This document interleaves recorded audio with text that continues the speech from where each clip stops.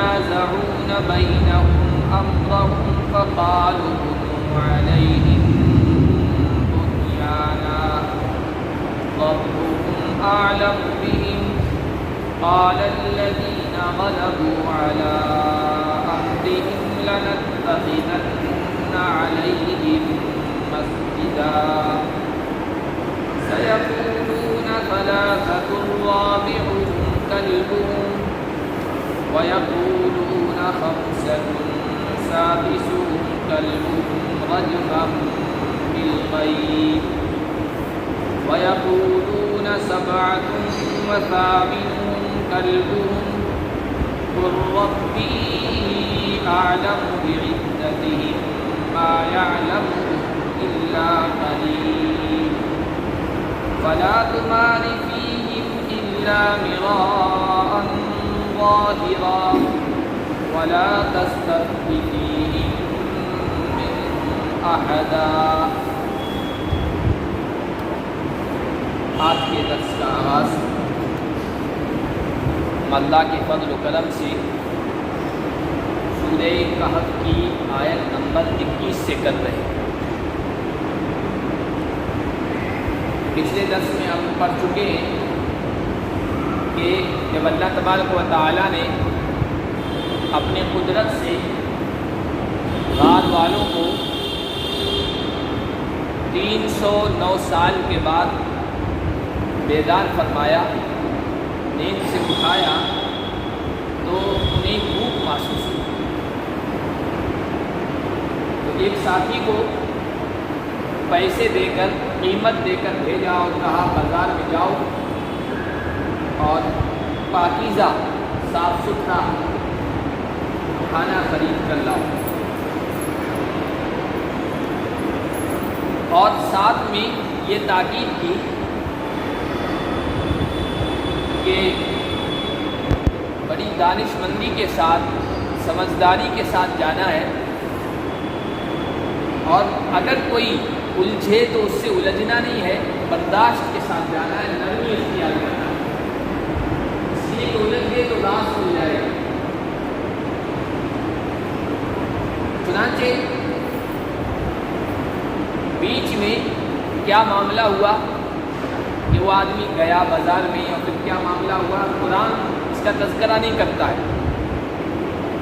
اور جو زائد چیزیں ہوتی ہیں جن سے زیادہ کچھ فائدہ نہیں ہوتا ہے, لینا دینا نہیں ہوتا ہے, قرآن واقعات کے ان کڑیوں کا تذکرہ نہیں کرتا ہے. بس تاریخ کی کتابوں میں ہمیں ملے گا کہ وہ نوجوان جب اپنے غار سے باہر نکلا اور قریب کا جو شہر تھا وہاں گیا, شہر کا نام بھی تاریخ کی کتابوں میں لکھا ہے. تو جب غار سے نکلا ہے تو سب اس کو عجیب عجیب سا نظر آیا, اس لیے کہ 309 سال بہت بڑی مدت ہوتی ہے. راستے گلیاں بھی بدل گئی ہوں گی, جہاں درخت تھے وہ درخت بھی نہیں ہوں گے, کٹ گئے ہوں گے یا ختم ہو گئے ہوں گے, خشک ہو گئے ہوں گے, لوگ بھی دوسرے عجیب قسم کے نظر آ رہے ہیں. تو پہلے تو اس کو اپنے اوپر شک ہو گیا کہ کیا ہو گیا, میری عقل کہیں غائب ہو گئی ہے, ان پر کچھ اثر ہو گیا ہے, ہوا کیا. جب ہم غار میں آئے تھے تب پورا نقشہ ہی الگ تھا اور اب تو میپ پورا بدلا ہوا ہے, یہ اسے محسوس ہوا. تو وہ ایک طرف کھڑا ہو گیا, جیسے کسی عجیب قسم کی چیز کو انسان دیکھے, عجیب ماحول کو تو اچنبھا رہ جاتا ہے اور تھوڑی دیر ہکا بکا رہ کر دیکھتا رہتا ہے. اسی طرح وہ نوجوان کھڑا ہو گیا, اسے سمجھ بھی نہیں آ رہا تھا کہ ہو کیا گیا. پھر ایک نوجوان سے پوچھا کہ بھائی یہ کون سا شہر ہے. اس نے کہا, شہر کا نام بتایا, افسوس نام بتایا گیا تاریخ کی کتابوں میں کہ یہ افسوس شہر ہے. تو تھوڑا سا اس کو یقین ہوا کہ ہے تو وہی شہر جہاں سے ہم نکلے تھے, غار میں آ کر چھپے تھے. اور پھر اس کے دل میں یہ بات بھی آئی دماغ میں کہ بھائی جس غار میں ہم چھپے اس کے آس پاس اس نام کے شہر کے علاوہ کوئی اور شہر بھی نہیں ہے. تو شہر تو وہی ہے لیکن نقشہ تو پورا بدلا ہوا ہے. بہرحال وہ ایک نان بائی کے پاس گیا, ہوٹل والے کے پاس, اور کھانا مانگا.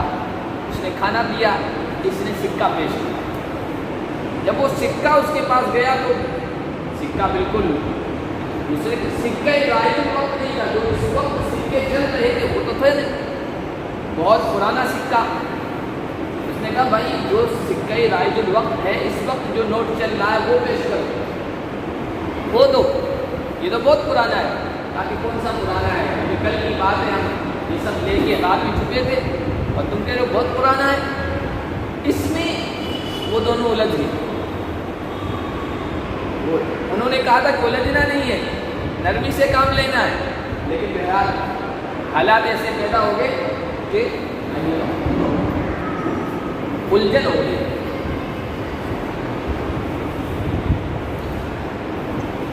اور لوگ جمع ہو گئے، کئی لوگ جمع ہو گئے. وجہ پوچھی کہ بھائی کیا ہو گیا، کیوں جھگڑا ہو رہا ہے؟ کہا کہ یہ نوجوان سکہ پیش کر رہا ہے، سکہ 300 سال پہلے کا ہے اور یہ کہہ رہا ہے یہ مکی کا ہے، کل کہیں ہوا ہے کہ ہم لے کے گئے اپنے گھروں سے. تو لوگوں نے کہا کہ تمہیں کوئی لفینہ ملا، پرانا خزانہ ملا، یہ پرانا خزانہ ہے 300 سال پرانا، سچ سچ بتاؤ ورنہ ہم تمہیں بادشاہ کی دربار میں پیش کریں گے. اس کو خزانہ ملا ہے تو یہ بتا دیا کوئی خزانہ وزانہ نہیں ملا ہے، یہ تو ہم کل اپنے گھروں سے سکے لے کر گئے تھے وہی، تاکہ 300 سال پرانا تم کلمہ بتا رہے. بہرحال اس شہر کے ذمہ داروں کے پاس لوگ اس کو لے گئے. شہر کے ذمہ داروں نے ہمیں تحقیق کرنی چاہیے. اس نے کہا کہ جو سچ بات تھی وہ بتا دیں تاکہ بات کو چھپا لیں، صحیح صحیح بتاؤ. تاکہ نہیں ہم چند نوجوان تھے اور اپنے گھروں سے نکلے اپنے عقیدے اپنے ایمان کی حفاظت کے لیے ساتھ پیسے لے کے گئے تھے. حقیقت کی بات ہے، یہی حقیقت ہے جو میں بتا رہا ہوں. تمہارا نام کیا؟ نام بھی کتابوں میں آیا کہ میرا نام یمنی خان. میں بات بھی بتا رہا ہوں، یہ تعویذ کرنے والے تعویذ کرنے والا مرتبہ اصحاب کہف کے نام پر بھی تعویذ کرتے ہیں. تو یہ اس سات نوجوان تھے تو آپ اگر پڑھے لکھے اردو میں عربی میں تو کھول بھی کبھی دیکھا کریں کہ تعویذ کسی کے پاس ہو تو حفاظت کے گھر کی حفاظت کے لیے نام لکھتے ہیں. نہیں کہنا غلط ہے، صحیح ہے. ہم تعویذ کسی کو لکھ کے نہیں دیتا ہوں، دعائیں بتا دیتا ہوں، وظیفہ بتا دیتا ہوں. تو آپ نے دیکھا کوئی یمنی خا اور علینا اس طرح کے نام تھے. تاریخ کی کتابوں میں آیا ہے، اس دنیا کا اور قرآن میں نام بتائی نہیں ہے. تو اس نے نام بتایا تھا یمنی خا. جب یہ نام بتایا تو ذہن میں یہ بات آئی لوگوں کے کہ کئی سو سال پہلے جب نوجوان اچانک لائے ہو گئے تھے، ہو سکتا ہے یہ انہیں نوجوانوں میں سے. اچھا ہم نے پچھلے درس پڑھا کہ جب نوجوان لائے ہو گئے تھے اللہ تعالیٰ نے انتظام فرمایا کہ ان کے مخالفوں نے ہی ان کا نام لے کر، ان کے باپ کا نام لے کر، دادا کا نام لے کر تختی پہ نوجوانوں کے نام لے کر خزانے میں محفوظ کر دیے تھے. تو پتہ چلا کہ یہ وہی نوجوان ہے. وہ تختی نکالی گئی، وہی نام آ رہا ہے، وہی نام بتا رہا ہے، آپ کا نام بھی وہی ہے. خدا کے بادشاہ کے پاس لے جاؤ. اب یہ نوجوان گھبرا رہا ہے، اس لیے گھبرا رہا ہے کہ یہ سمجھ رہا ہے کہ وہی والا بادشاہ ہے دقیانوس 309 سال پہلے والا، جو عقیدے توحید کا مخالف تھا، ایمان والوں کا مخالف تھا، حضرت عیسیٰ کی صحیح پیروی کرنے والوں کا مخالف تھا. اور جو کوئی بھی توحید پر قائم رہتا تھا اس کو سزا دیتا تھا، سولی پہ لٹکاتا تھا، قتل کرتا تھا. یہ سمجھ رہا ہے کہ اس بادشاہ کے پاس مجھے لے جا رہے ہیں. تو اس سے شہر کے ذمہ داروں سے کہا کہ مجھے یہ بات بتاؤ کہ دقیانوس ابھی ہے؟ کون سے دقیانوس کی بات کر رہے ہیں؟ لوگوں نے کہا کہ دقیانوس بادشاہ کا ایسے دقیانوس کے لیے آئے چلے گئے ختم ہو گئے. 309 سال پرانی بات ہے، بیچ میں کتنے بادشاہ آئے چلے گئے. کہاں کون دیکھا جو ہے اس کے پاس لے کے جانا. بادشاہ وقت کے پاس لے گئے. اب دیکھیے اللہ کی قدرت. جب یہ نوجوان اپنے گھروں سے نکلے تھے اس وقت کا بادشاہ توحید مخالف، ایمان مخالف، شرک میں مبتلا، شرک پر مجبور کرنے والا. حضرت عیسیٰ کے ماننے والے تھے اس وقت، حضرت عیسیٰ کے جو ماننے والے تھے ان پر ظلم کرنے والے، لیکن اب جو بادشاہ تھا یہ ایمان رکھنے والا تھا، حضرت عیسیٰ کا پیروکار تھا، توحید پرست تھا، آخرت کو ماننے والا تھا، اور بہت سارے لوگ بھی اسی عقیدے پر تھے، لیکن اس وقت ایک پادری کھڑا ہوا ہے، ایک آدمی پادری کھڑا ہوا تھا اور وہ یہ کہتا تھا کہ مرنے کے بعد زندہ نہیں ہونا ہے جسم کے ساتھ، اس کا وہ انکار کرنا ہے۔ بادشاہ اس عقیدے کو مانتا ہے کہ مرنے کے بعد انہی جسموں کے ساتھ زندہ ہونا ہے۔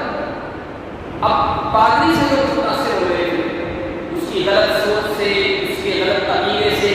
بادشاہ ایمان والا تھا، وہ اللہ کی بارگاہ میں رو رو کر دعا کرتا تھا، یا اللہ کوئی ایسی نشانی دے دے، کوئی ایسی بات بتا دے کہ جس کی وجہ سے لوگوں کے سامنے یہ دلیل آ جائے کہ اللہ مرنے کے بعد دوبارہ زندہ کر سکتا ہے۔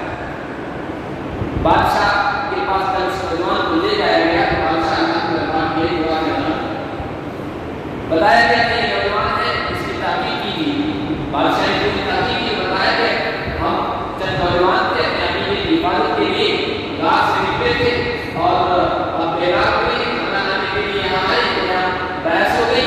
میں تو کہہ رہا پہلے ہم گئے تھے اور یہ لوگ بتا رہے کہ 300 سال پرانے، بہت پرانی چیز ہوتی۔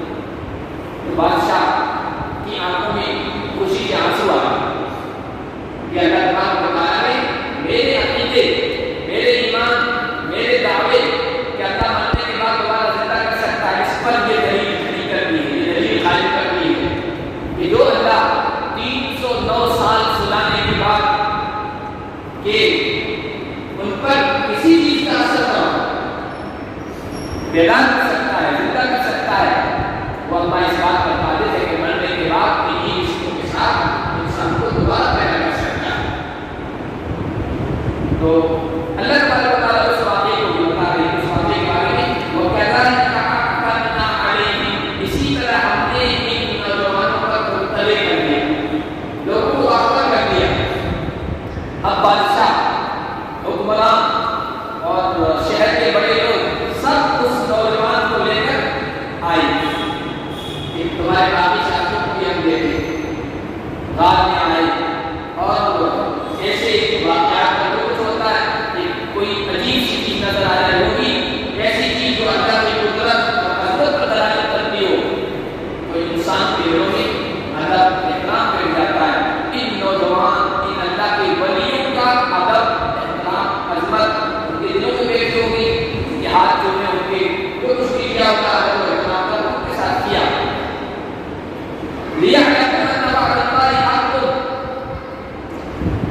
ہم نے ان نوجوانوں پر اس وقت کے لوگوں کو مطلع کر دیا، جن کی خبر ظاہر کر دی تاکہ لوگوں کو یہ یقین ہو جائے کہ اللہ کا وعدہ سچا ہے۔ اللہ کا وعدہ یہ ہے کہ مرنے کے بعد ہم تمہیں دوبارہ زندہ کریں گے، اس پر ہم قادر ہیں۔ اللہ تعالیٰ نے نوجوانوں کے ذریعے دلیل قائم کی، اور یہ کہ قیامت آنے والی ہے، اس میں کوئی شک نہیں۔ اب بیچ کی جو کلیاں ہیں قرآن مستقل بیان ہے، پھر یہ ہوگا کہ ان نوجوانوں کو دیکھ کر بادشاہ کو خوش ہوگا، اللہ نے میرے دعوت پر دلیل دے دی، لوگ بھی وہ ایمان والے کو بہت خوش ہوئے اور اس بات پر دلیل آ گئی کہ اللہ دوبارہ زندہ کر سکتا ہے۔ اس کے بعد کچھ مدت تک یہ غار والے نوجوان زندہ رہے، پھر ان پر طبی فطری موت جیسے ہر انسان کو آتی ہے، وہ ان کو موت آ گئی، سب ختم ہو گئے۔ ان کے مرنے کے بعد جو کہ لوگوں کے دلوں میں ان کی عظمت، ان کا ادب و احترام کہ اللہ کے ولی تھے، اللہ کے نیک بندے تھے، یہ بات بیٹھ گئی، عقیدت بیٹھ گئی، تو ان کے مرنے کے بعد لوگوں میں اختلاف ہو گیا۔ یہ تنازعات جب لوگ ان کے بارے میں اپنے معاملے میں جھگڑ رہے تھے، اختلاف کر رہے تھے۔ اختلاف کس چیز کا تھا؟ یہ اللہ کے ولی تھے، نیک بندے تھے، ان کا انتقال ہو گیا ہے۔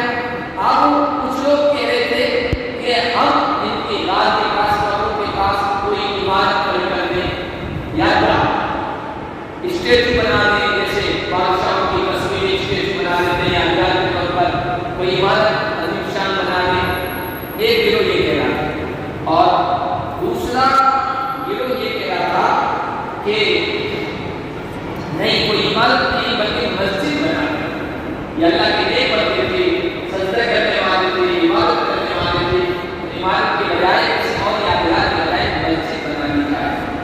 قال الذين غلبوا على امرهم لنتخذن عليهم مسجدا. جو زیادہ تر تھے جن کا غلبہ تھا وہ اس بات پر متفق ہو گئے کہ ان پر ہم مسجد بنا لیں. تو وہاں ہم نے مسجد بنا لی یا عراق میں. اب قبروں پر مسجد بنا سکتے ہیں یا اللہ کے نیک بندوں کی قبروں پر تعمیر کر سکتے ہیں. لیکن یہ معاملہ پہلے مذہب کا تھا، عیسائیت کا تھا، حضرت عیسیٰ کے پیروکاروں کو ماننے والوں کا تھا. ہماری شریعت نے قبروں کے ٹکڑا کرنے سے بھی منع کیا ہے، اس پر مسجد بنانے سے بھی منع کیا ہے، اس لیے کہ یہ سب چیزیں شرک کی طرف لے جانے والی ہیں. دیکھیے کوئی بہت پہنچی ہوئی شخصیت ہو، اللہ کا بہت محبوب بندہ ہو، ولی ہو، اس کو دفن کر دیا جائے. دفن کرنے کے بعد قبر بالکل سادہ بنا دی جائے، کچی مٹی کی قبر، اور کچھ آس پاس نہ رکھا جائے، کوئی انسان آ جائے اور ایک عام سا بندہ ہے اس کی قبر کسی میدان میں یا سڑک کے کنارے بنا دی جائے، پختہ بنا دی جائے، اس پر ایک گھنٹیاں لگا دی جائے، اس پر کپڑا بنا دیا جائے. آہستہ آہستہ لوگ وہاں حاضر دینا شروع کریں. پختہ قبریں یا قبروں پر مسجدیں اس شرک کی طرف لے جانے والی ہیں. اس لیے بخاری شریف میں یہ روایت موجود ہے کہ اللہ کے نبی صلی اللہ علیہ وسلم کا جب آخری وقت تھا اس موقع پر دو صحابیہ ازواج مطہرات حضور کی گھر والیاں حضور کے پاس بیٹھی اور انہوں نے حبشہ کی ہجرت کی ہوئی تھی. حبشہ کو دیکھا، حبشہ عیسائی کا ملک تھا، تو انہوں نے وہاں پر دیکھا تھا کہ کوئی کنیسہ گرجا گھر عیسائیوں کی عبادت کا، اس میں تصویر بنی ہوئی تھی پیغمبروں کی، اللہ کے نیک بندوں کی، اور بہت سجایا ہوا تھا. تو اللہ کے نبی صلی اللہ علیہ وسلم کے پاس بیٹھ کر اس واقعے کا تذکرہ کرنے لگے. اللہ کے نبی صلی اللہ علیہ وسلم ہوتے ہوئے بخاری شریف میں الفاظ موجود ہیں تاکہ اولئک اذا مات منهم الرجل الصالح ولو على قبره مسجدا وصوروا فيه تلك الصور اولئک شرار خلق عند اللہ. یہ وہ لوگ عیسائی لوگ ہوئے ہیں جب بندی کوئی نیک بندہ، اب نیک بندہ نبی بھی، پیغمبر بھی، اللہ کا ولی بھی، اللہ کا کوئی محبوب بندہ انتقال کر جاتا تھا تو اس کی قبر پر مسجد بنا دیتے تھے، بنا والا قبر مسجدہ، اور اس مسجد کے اندر وہ تصویریں اللہ کے نیک بندوں کی لگا دیتے تھے. اللہ کے نبی نے فرمایا کہ یہ لوگ اللہ کی نگاہ میں سب سے زیادہ شریر اور برے لوگ، کیونکہ انہوں نے یہ کام کیے جو آگے شرک کی طرف لے جانے والے تھے. اس لیے اور بھی کئی روایتیں موجود ہیں جہاں اللہ کے نبی صلی اللہ علیہ وسلم نے ان چیزوں سے منع کیا. تو یہ عیسائیت کا معاملہ تھا، پہلے مذہب کا معاملہ تھا. ان لوگوں نے اللہ کے نیک بندوں کی افراد کے پاس مسجد بنائی. آگے اللہ فرماتے ہیں سَيَقُولُونَ ثَلَاثَةٌ رَابِعُهُمْ كَلْبُهُمْ. ان کے انتقال کے بعد لوگ کہیں گے کہ وہ تین نوجوان تھے، چوتھا ان کا کتا تھا، اور لوگ کہیں گے خَمْسَةٌ سَادِسُهُمْ كَلْبُهُمْ رَجْمًا بِالْغَيْبِ. وہ پانچ تھے نوجوان، چھٹا ان کا کتا تھا. رَجْمًا بِالْغَيْبِ بس اٹکل پتھر اندازے سے یہ سب باتیں کر رہے ہیں. اور کچھ لوگ کہیں گے سَبْعَةٌ سات نوجوان تھے، وَرَابِعُهُمْ كَلْبُهُمْ اور آٹھواں ان کا کتا تھا. قُلْ رَبِّي أَعْلَمُ بِعِدَّتِهِم مَّا يَعْلَمُهُمْ إِلَّا قَلِيلٌ. آپ یہ بتا دیجیے میرا رب ان کی تعداد کے بارے میں اچھی طریقے سے جانتا ہے. ان کی تعداد کو نہیں جانتے مگر بہت کم لوگ. ان کی صحیح تعداد کتنی تھی بہت کم لوگ جانتے ہیں، اور تعداد پڑھنا بھی نہیں چاہیے. جب قرآن نے تعداد بیان نہیں کی ہے اور نہ اس پر ہمارا کوئی دین کا یا دنیا کا فائدہ یا نقصان ہے، اور نہ اپنی کامیابی کی تعداد کے جانے پر منحصر ہے، تو تعداد میں نہیں کرنا چاہیے. اس واقعے میں جو اصل عبرت ہے، نصیحت ہے، سبق ہے، وہ ہمیں حاصل کرنا چاہیے. اصل مقصود تو وہی. اور عبرت و نصیحت اس واقعے میں کیا ہے کہ ان نوجوانوں کی طرح ہر ایمان والے کو اپنے ایمان کی حفاظت کے خاطر جتنی بھی قربانی دینا چاہے وہ قربانی دینے کے لیے تیار رہنا چاہیے. ظالم بادشاہ کے دربار میں بھی اگر توحید کا نعرہ بلند کرنے کی اور حق بات کہنے کی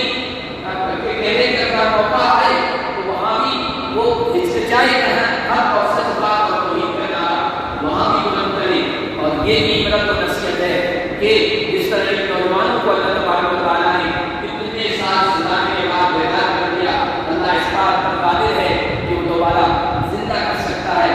فلا تماری فیہ الا مرأۃ ظاہرہ، اس سلسلے میں آپ لوگوں سے بحث مت کیجیے مگر سرسری طور پر۔ تعداد کے بارے میں بڑے وقت کتنے لوگ 7 تھے کہ 5 تھے کہ 8 تھے کہ 3 تھے، جھگڑیے مت۔ ہاں سرسری طور پر ذکر کرنا، جیسے ہم ذکر کر رہے ہیں، ذکر کر دیا کہ کچھ لوگ کہتے ہیں اتنی تعداد تھی، کچھ لوگ کہتے ہیں اتنی تعداد تھی۔ اللہ فرماتے ہیں اللہ اچھی طرح سے جانتے ہیں اور بہت کم لوگ۔ حضرت عبداللہ بن عباس جو حضور کے چچا بھائی تھے اور قرآن کی تفسیر کے وہ بھائی تھے، وہ کہا کرتے تھے میں کم لوگوں میں اتنی تعداد کو اچھی طرح سے جانتے ہیں، اور پھر کہا کرتے تھے وہ صاحب آپ کا مطالعہ جو اللہ تعالیٰ نے آخری میں بات نقل کی ہے کہ کچھ لوگ کہتے ہیں اتنے، کچھ لوگ کہتے ہیں اتنے، کچھ لوگ کہتے ہیں اتنے، آخر میں بات کی کہ 7 ہیں، 8واں کا کتا ہے، اس کے بعد کوئی بات تذکرہ نہیں کیا ہے کہ یہ تعداد صحیح ہے۔ حضرت عبداللہ بن عباس یہ فرمایا ہے وَلَا تَسْتَفْتِ فِيهِ مِنْهُمْ أَحَدًا، اور ان میں سے کسی سے آپ اس بارے میں پوچھیں بھی۔ ان میں سے مراد اہل کتاب جو آسمانی کتابوں کے جانکار تھے، یہودی اور عیسائی، وہ لوگ بحث کرتے ہیں، کچھ کہتے ہیں اتنے تھے، کچھ کہتے ہیں اتنے تھے، اور پھر صرف اس پر اتفاق نہیں کرتے بلکہ ان کا کتا کیسا تھا، اس کا کلر کیسا تھا، وہ بیٹھا ہوا کس طرح تھا، وہ سب ایک ایک چیز پر بحث کرتے ہیں کہ اس بارے میں نہ زیادہ بحث کرنا ہے اور نہ کسی اور سے اس بارے میں معلوم کرنا ہے، اس لیے کہ جو بھی بات بتائیں گے وہ تخمینہ ہے، وہ اٹکل ہے، وہ ایک اندازہ ہے، یقینی بات تو وہی ہے کہ اللہ تبارک و تعالیٰ جانتے ہیں اور اس سلسلے میں اللہ تعالیٰ نے بتایا ہے۔ وَلَا تَقُولَنَّ لِشَيْءٍ إِنِّي فَاعِلٌ ذَلِكَ غَدًا إِلَّا أَن يَشَاءَ اللَّهُ۔ آگے اللہ تبارک و تعالیٰ نے اپنے نبی کو ایک ہدایت دی، تعلیم، تربیت۔ حضور نے فرمایا ادبنی ربی فاحسن تعلیمی، میرے رب نے مجھے ادب سکھایا، میری رہنمائی کی، میری تربیت کی، مجھے تعلیم دی۔ تو تعلیم اور تربیت میں کبھی ایسے ہی سکھانا ہوتا ہے، کبھی تنبیہ کی ضرورت پڑتی ہے، کوئی ڈانٹ کی ضرورت پڑتی ہے، کوئی سختی کی ضرورت پڑتی ہے، کوئی پکڑ کی ضرورت پڑتی ہے۔ تو رب نے اپنے نبی کی تربیت کی۔ سورہ کہف میں رمضان میں درس ہوا تو پہلا اس میں بتایا گیا تھا کہ 3 سوالات اللہ کے نبی صلی اللہ علیہ وسلم سے کیے گئے تھے۔ ایک یہ بتائیے کہ روح کیا چیز ہے، انسان کے جسم کے اندر گزری کیا چیز ہے۔ دوسرا یہ پوچھا گیا تھا کہ کہف والے یعنی غار والے کون ہیں، ان کے بارے میں بتائیے۔ اور تیسری چیز کہ ذوالقرنین بادشاہ، اس کا تذکرہ اس صورت کے آخر میں آئے گا، یہ ذوالقرنین کون تھا، اس کی کیا تاریخ ہے۔ تو اللہ کے نبی صلی اللہ علیہ وسلم نے کہتا کہ کل میں بتا دوں گا، آپ نے فرمایا کہ کل بتا دوں گا، اور آپ انشاءاللہ کہنا بھولیں۔ جان بوجھ کے نہیں ہوا تھا، صحبت بھولے سے انشاءاللہ کہنا رہ گیا تھا کہ کل میں بتا دوں گا۔ اللہ کے بھروسے پہ کہتے ہیں انشاءاللہ کا لفظ زبان پر نہیں لے آئے، تو اللہ نے اس پر تنبیہ کر دی، اللہ نے اس پر اپنے نبی کی تنبیہ کر دی۔ یہ تعلیم ہو رہی، یہ تربیت ہو رہی، تنبیہ کی، واضح کیا کہ آپ نے انشاءاللہ تو نہیں کہا، اور قرآن نے اس چیز کا ذکر کیا۔ اور ہوا کیا، 15 دن یا 18 دن وہی آنے بند ہو گئی، اور مخالفوں کو، کافروں کو، یہودیوں کو ایک شوشہ مل گیا اور پکڑنے کا کہ ہم تو کہتے تھے کہ کوئی وہی نہیں آتی، یہ اپنی طرف سے لوگوں پر روک جمانے کے لیے کہہ رہے ہیں کہ اللہ کا نبی کو وہی آتی ہے، فرشتہ آتا ہے، اگر وہی آ جائے تو آپ بتا دیتے ہمارا کل کب آئے گا۔ ایسے کہانی، ایسے جملے اللہ کے نبی صلی اللہ علیہ وسلم اور آپ کے صحابہ کو اس سے بہت پریشانی کہ بہرحال اللہ تو اللہ ہے، وہ سمد ہے، اللہ وہ سمد بے نیاز ہے، اس نے 18 یا 15 دن وہی کر، اور 18 یا 15 دن کے بعد جب وہی آئی تو یہ الفاظ، اے نبی کسی بھی چیز کے بارے میں، کسی بھی کام کے بارے میں اس کو آپ آئندہ کل یا کبھی بھی مستقبل میں فیوچر میں جو کرنے والے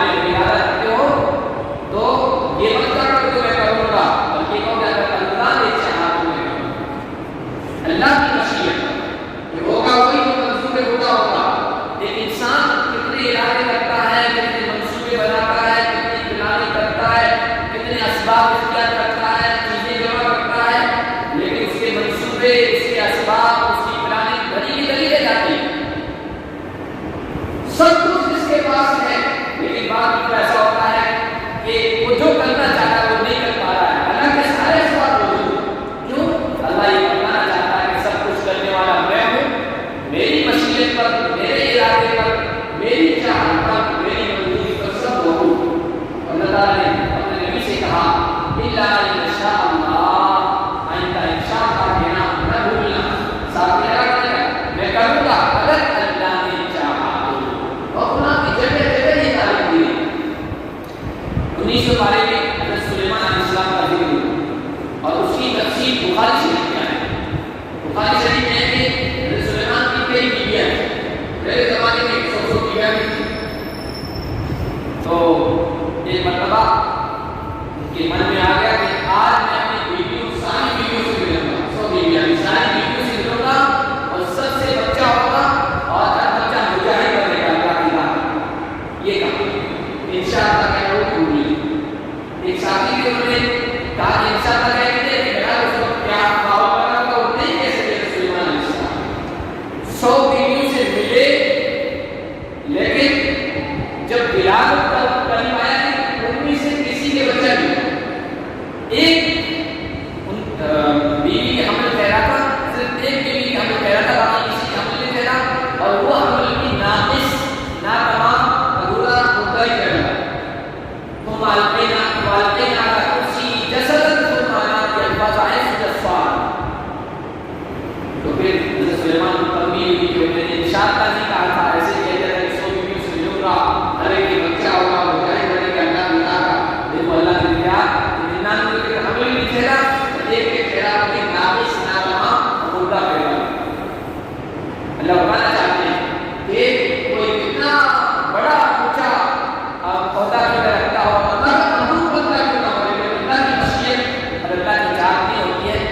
ارادے ناتمام رہ جاتے ہیں۔ حضرت اسماعیل کا واقعہ، یہ دن چل رہے ہیں قربانی کے، پرسوں قربانی ہونے والی ہے، حضرت اسماعیل کی یادگار ہے۔ کیا کہا؟ ابراہیم کا بیٹا میں نے سامنے دیکھا، میں تمہیں ذبح کر رہا ہوں، سورۃ الصافات میں آیا، تمہاری کیا رائے ہے، تمہارا کیا مشورہ ہے، تم ذبح ہونے کے لیے تیار ہو جائے؟ میں تو کرنے کے لیے تیار ہوں۔ بیٹے نے کہا اللہ کا تو حکم ہے، آپ کا گزریے، ستجدنی ان شاء اللہ من الصابرین۔ اگر اللہ نے چاہا تو مجھے جب جانے والا صبر کرنے، ثابت قدم رہ جانے والوں میں سے کہو گے انشاءاللہ یا نہیں کرنا۔ تو یہ اللہ تعالیٰ ہمیں یہ سکھانا چاہتے ہیں، یہ درس دینا چاہتے ہیں کہ اپنے تمام کاموں کو اللہ کی مشیت، اللہ کی چاہت، اللہ کی منظوری پر موقف رکھو۔ یہ مت سمجھو کہ اسباب جمع کر لیے ہیں، سارے میں نے پلاننگ کر لیے تو میں کامیاب ہو جاؤں گا، میرا کام بن جائے گا۔ نہیں، جو اللہ چاہتا ہے وہی ہوتا ہے۔ اب دیکھیے واقعات قرآن بڑے بڑے، یوسف کے بھائیوں نے یوسف کو ختم کرنا چاہا، لیکن اللہ نے نہیں چاہتے ان کی پلاننگ پڑی کی پڑی رہ گئی۔ اللہ تعالیٰ نے مصر کا بادشاہ بنا دیا اور ان کو محتاج بنا کر وہاں پہنچا دیا۔ حضرت نے یوں چاہا کہ میرا بیٹا بچ جائے، جہاں ڈوب رہا، اللہ نے نہیں چاہا تو وہ نہیں بچ سکا۔ اللہ کی چاہت غالب آ گئی اور بندے کی چاہت غالب نہیں آئی۔ اسی طرح دوسرے پیغمبروں کا تذکرہ آپ قرآن میں سنا، آپ یہ واقعات بولے، حضور صلی اللہ علیہ وسلم مکے سے چھپ کے نکل رہے، غار ثور میں چھپے ہیں، آپ اور آپ کے یار آپ ابو بکر صدیق کافر چاہ رہے ختم کر دیں گے، سو رکوع کا انعام پائیں گے، اللہ نے نہیں چاہا، اللہ کی چاہت غالب آ گئی، ان کے جو منصوبے تھے وہ خاک میں گئے۔ تو قرآن خراب پڑا ہے، یہاں بھی اللہ تعالیٰ نے کہا، ہمیں یہ سکھائی بات کہ انشاءاللہ ضرور کہا کرو، انشاءاللہ ضرور کہا کرو۔ ایک واقعہ سنا کر آگے بات کرتا ہوں، پھر آگے بات انشاءاللہ آگے درس میں پڑھیں گے۔ لطیفہ ہے، واقعہ ہے کہ ایک چودھری صاحب تھے، ان کو بھینس بنی تھی، تو اس میں سویرے نکلے، ویسے سب لے کے بھینس لینے جانا ہے، گھر سے نکلے تو سامنے پولیس صاحب آ گئے،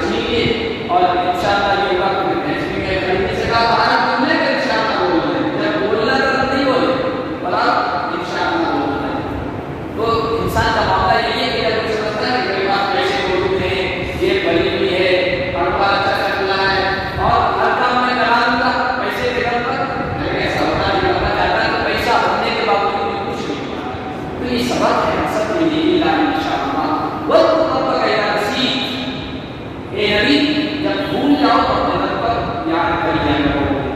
یعنی کبھی ایسا ہوتا ہے انسان کے کر دے تو بھول گئے پھر یاد آتا ہے تو یاد آتے ہی پھر کہہ دے انشاءاللہ، یاد آتے ہی انشاءاللہ کہہ دے ٹھیک ہے. اور آپ کہیے ایسا کیا کیا ہے ربی نے اللہ نے کہا اچھا امید ہے کہ میرا اس سے زیادہ صحیح بات کی میری رہنمائی کرے گا. اور وہ نوجوان اپنے بال میں اللہ تعالی علیہ سین نمازدار اسا 300 سال تک ٹھہرے رہے اور 9 اور بڑھا. اللہ نے ارادہ کیا کہ 309 سال کا 300 سال ٹھہرے رہے 9 اور بڑھا. ایسا کیوں کہا؟ اصل میں کچھ لوگ دنیا میں ایسے جو سورج کے حساب سے تاریخ جانتے ہیں، جیسے انگریزی تاریخ شمسی تاریخ سے کہتے ہیں، اور ہم لوگ قومی تاریخ چاند کے کیلنڈر کے حساب سے کرتے ہیں. تو چاند کے حساب سے 309 سال ہوتے ہیں اور سورج کے حساب سے 300 سال ہوتے ہیں. تو قرآن بتاتے ہیں اختلاف کرنے کی ضرورت نہیں ہے. چاند کے حساب سے اتنی مدت ہوتی ہے اور سورج کے حساب سے اتنی مدت ہوتی ہے، لیکن مدت کی بات میں اختلاف کرنے کی ضرورت ہی نہیں ہے کیونکہ اس سے کیا لینا ہے. قل اللہ اعلم بالمعالم، آپ کہہ لیجیے اللہ بہتر جانتا ہے کہ اتنی مدت تک ہوتے ہیں. لہو بین السماوات والارض، آسمان اور زمین کی چھپی ہوئی چیزوں کا علم اللہ ہی کو ہے اور کسی کو نہیں ہے. وہ بہت زیادہ اچھی طرح سے سننے والا دیکھنے والا ہے. اس کا کوئی شریک نہیں ہے، اس کا کوئی ساتھ دینے والا کا ساتھ نہیں ہے. ولا یشرک بحکمہ احدا، اس کے فیصلے میں کوئی شریک نہیں ہو سکتا، اس کے فیصلے کو کوئی ٹال بھی نہیں سکتا ہے. آپ کا کام یہ ہے اور تم معقول یہ کہ کتاب ربک، تیرے رب کی کتاب میں سے جو چیز وحی کر دی گئی ہے، جتنا بتا دیا گیا ہے اس کی تلاوت کیجیے، اس کو بتائیے، اس کو سمجھیے. لا مبدل لکلماتہ، رب کے کلمات کو کوئی بدلنے والا نہیں. 1000 سال جب سے قرآن